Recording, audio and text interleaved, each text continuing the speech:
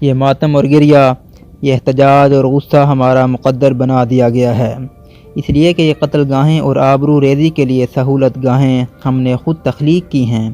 Europe میں جب مذہب کے معاشرتی لباس کو اتارنے کی تحریک کا آغاز ہوا تو نئے کلچر کے طور پر چند سکولوں اور کالجوں نے اپنے ہاں لڑکیوں اور لڑکوں کو ایک ساتھ پڑھانے کا آغاز کیا۔ سب سے پہلے اعلیٰ تعلیم کے اداروں میں مخلوط تعلیم کا سلسلہ شروع ہوا اور پھر اس کے بعد اکا دکا اسکولوں نے بھی اس کا آغاز کر دیا۔ مخلوط تعلیم کا پہلا کالج 3 دسمبر 1833 میں امریکی ریاست اوہایو کے شہر اوبلرن میں قائم ہوا، جس میں 29 لڑکے اور 15 لڑکیاں داخل کی گئیں۔ اس ایک واقعے کے بعد دنیا بھر میں مدتوں ایک طویل خاموشی رہی۔ تقریباً 43 سال بعد برطانیہ میں 1876 میں برسٹل یونیورسٹی کے کالج میں لڑکوں اور لڑکیوں کی مخلوط تعلیم کا آغاز کیا گیا۔ دنیا بھر کے تمام ممالک میں لڑکیوں اور لڑکوں کے علیحدہ علیحدہ تعلیمی ادارے مسلسل کام کرتے رہے، کیونکہ مغربی معاشرے کے لوگ بھی زن و مرد کے اختلاط سے پیدا ہونے والے خطرات سے اس وقت تک بخوبی آگاہ تھے، اور ابھی تک سیکولر لبرل دانشوروں کا جن بھی بوتل سے پوری طرح باہر نہیں آیا تھا۔ اسی لیے دنیا بھر کے جن چند تعلیمی اداروں نے مخلوط تعلیم شروع کی انہیں بڑے اچنبھے اور حیرت سے دیکھا جاتا۔ آکسفورڈ جیسے جدید تعلیمی انقلاب کی ماں سمجھا جاتا ہے، اس میں بھی 1937 میں نوفیلڈ کالج نے پہلی مرتبہ 5 لڑکیوں کو لڑکوں کے ساتھ داخلہ دیا، جبکہ آکسفورڈ کے باقی اداروں Brasenose, Hertford, Jesus, Saint Catherine اور وادہم میں کافی دیر بعد 1974 میں مخلوط تعلیم کا آغاز ہوا۔ آکسفورڈ کی ہم پلہ کیمبرج یونیورسٹی میں پہلا مخلوط تعلیم کا کالج ڈارون تھا، جس نے 1964 میں ایک خاتون کو لڑکوں کے ساتھ داخل کیا۔ کیمبرج کے باقی ادارے 1972 میں مخلوط ہوئے، جبکہ میکلڈین وہ کالج تھا جس نے صرف 32 سال پہلے 1988 میں مخلوط نظام تعلیم کا آغاز کیا۔ ایسی ہی تاریخ دنیا کے تمام مغربی ممالک اور جدید تہذیب کے مراکز کی رہی ہے۔ ان معاشروں کے پڑھے لکھے طبقے اور دانشور قبیلے نے پوری ایک صدی باقاعدہ مخلوط تعلیم کی مخالفت کی۔ ہر کسی نے ان خطرات کی نشاندہی کی جو مرد و زن کے ایک ساتھ کسی ایک ماحول میں کام کرنے سے پیدا ہوتے ہیں۔ 19ویں صدی میں سرمایہ کی دوڑ، صنعتی انقلاب اور کارپوریٹ معاشرے کی تخلیق نے جہاں انسان کو مکمل طور پر ایک روبوٹ میں تبدیل کیا، وہیں معاشرے کے قدیم اخلاقی معیارات و تصورات کا بھی خاتمہ کر دیا۔ صنعتی ترقی کے نام پر عورتیں، مرد اور بچوں کو پہلے کارخانوں میں ایک ساتھ اکٹھا کیا گیا۔ یہ ایک بدترین، ظالم اور استحصالی ماحول تھا۔ اس کے خلاف احتجاج کے طور پر لاتعداد تحریریں سامنے آئیں، جن میں چارلس ڈکنز کے ناول اولیور ٹویسٹ نے بہت شہرت حاصل کی۔ اس ناول میں ترقی کی سیڑھیاں چڑھتے ہوئے برطانیہ کے ایک بچے کی کہانی بیان کی گئی تھی۔ یہ یتیم بچہ اولیور ایک کارخانے میں جنم لیتا ہے اور پھر زندگی اسے لاتعداد خوفناک تجربات سے گزارتی ہے جو اس دور کے صنعتی انقلاب والے یورپ میں ہر مزدور بچے کو پیش آ رہے تھے۔ چائلڈ لیبر اسی جدید کارپوریٹ سیکولر معاشرے کا پوری دنیا کو تحفہ ہے۔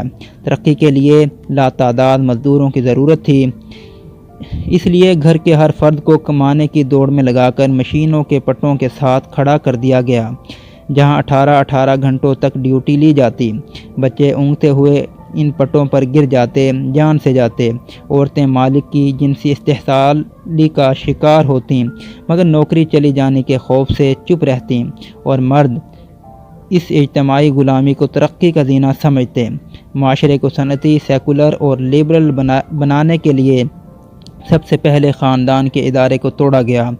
ہر کسی کو پیسہ کمانے کی دوڑ میں لگایا گیا، اور جب سرمایہ ہی سب سے بڑی اخلاقی قوت بن گیا تو پھر ہر وہ ادارہ یا تصور جو سیکولر لبرل اقدار کی راہ میں رکاوٹ تھا، اسے خس و خاشاک کی طرح بہا دیا گیا۔ اس راستے کی سب سے بڑی رکاوٹ مرد و زن کے علیحدہ علیحدہ کائناتیں تھیں۔ مرد اپنی جسمانی ساخت اور بیرونی دنیا سے تعلق کی وجہ سے ایسے پیشے اختیار کرتا تھا جن سے گھر کی آمدن میں اضافہ ہوتا، خوشحالی آتی، جبکہ خاتون انسانی معاشرے کے اہم ترین ستون یعنی اولاد کی تربیت، تعلیم اور اخلاق کو نکھار کر اسے پوری بھی انسانیت کے سامنے شاہکار بنا کر پیش کرتی، لیکن ٹیکسٹائل ملوں کے دوڑتے بھاگتے پہیے کے سامنے مرد اور عورت دونوں ایک ساتھ کام کاج کے اعتبار سے برابر کر دیے گئے۔ یورپ کے کارخانوں کا یہی ماحول تھا جس میں ابتدائی طور پر منظم جنسی استحصال کا آغاز ہوا۔ یورپ کی عطا کردہ یہ روایت ہی ہے کہ مجبور و بے بس عورتیں اور مظلوم بچے ان سرمایہ داروں کی ہوسناک جنسی بھوک کا آج تک مسلسل نشانہ بنتے چلے آ رہے ہیں۔ آج دنیا بھر میں اس کے خلاف قانون بنتے ہیں، گرفتاریاں اور سزائیں دی جاتی ہیں، لیکن کوئی مردوں اور عورتوں کی کام کاج کی جگہ علیحدہ نہیں کرتا تاکہ اس جرم کی وجہ تسمیہ ہی ختم کر دی جائے۔ جب معاشروں پر کارپوریٹ، سیکولر، لبرل اخلاقیات کا غلبہ ہو گیا تو پھر تعلیمی اداروں میں بھی اختلاط مرد و زن ایک فیشن بنانے کی کوششیں شروع ہوئیں۔ آپ حیران ہوں گے کہ آج سے صرف 50 سال قبل تک مرد عورتیں علیحدہ تعلیم حاصل کرتے تھے۔ سب سے حیرانی کی بات یہ ہے کہ جدید دنیا کے سارے بڑے مفکر، سائنسدان، ادیب، افسانہ نگار، شاعر، مصنف اور فلسفی وغیرہ سب کے سب ایسے ہی اداروں میں سے پڑھ کر نکلے تھے جہاں مخلوط تعلیم نام کو بھی نہیں تھی۔ اس کے بعد مخلوط تعلیم کے موجودہ 50 سالوں کو دنیا اوسط درجے لوگوں کا دور کہتی ہے۔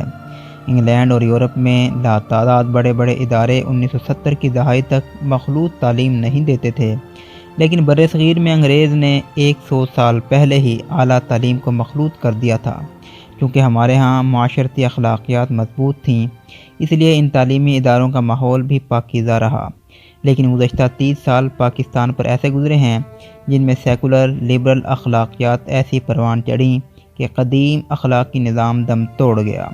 اس لیے آج ہمارے معاشرے کے اخلاقی مسائل بھی دنیا بھر کے ترقی یافتہ ممالک کے مسائل جیسے ہو چکے ہیں۔ پشاور یونیورسٹی کی طالبات نے جنسی ہراسمنٹ کے خلاف جو احتجاج شروع کیا ہے، یہ صرف ان غلاظت کے پہاڑ کا ایک سرا ہے۔ یہ بچیاں بھی اس لیے اجتماعی طور پر احتجاج کے لیے باہر نکل آئی ہیں کیونکہ پشتون معاشرے کے گھرانوں میں ابھی تک اخلاقی اقدار کی بازگشت سنائی دیتی ہے۔ ابھی تک اس معاشرے میں ترقی کی راہ پر چلتے ہوئے اور کامیابی کے زینے طے کرتے ہوئے اپنی عزت و ناموس کی قربانی پر خاموش رہنا عام نہیں ہوا۔ مخلوط معاشرہ ایک ایسا کریہ اور بدنما معاشرہ ہے جس میں موسیقی کی دنیا کی بے تاج ملکہ میڈونا فخر سے کہتی ہے، میں نے اپنے کیریئر کو آگے بڑھانے کے لیے اپنی دوشیزگی کو قربان کیا۔ آج اس سیکولر لبرل ترقی یافتہ معاشرے کی اخلاقی معراج یہ ہے کہ کوئی خاتون اگر رضامندی سے اپنی دوشیزگی بھی قربان کر کے ترقی کی منزل طے کر لے تو وہ قابل عزت و احترام ہے، لیکن اس کی مرضی کے بغیر اسے اشاروں سے ترغیب دینا بھی قابل دست اندازی پولیس جرم ہے۔ یہ آگ ہم نے خود بھڑکائی ہے اور اس جہنم کا ایندھن بھی ہم خود ہی بنیں گے۔